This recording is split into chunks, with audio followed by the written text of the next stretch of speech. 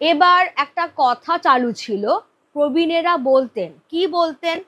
তিল ত্রিফলা শিমুল ছালা, ছাগ দুগ্ধে করি মেলা, লৌহ পাত্রে লোহায় ঘষি, ছিঁড়ে পত্র না ছাড়ে মসি।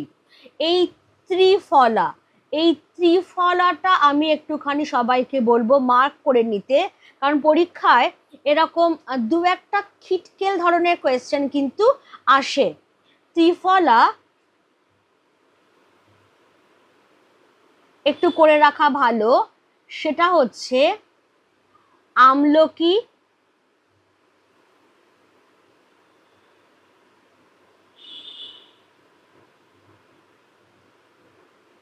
হরিতকি আর বহেড়া। এই তিনটে ফলকে একসঙ্গে বলা হচ্ছে ত্রিফলা।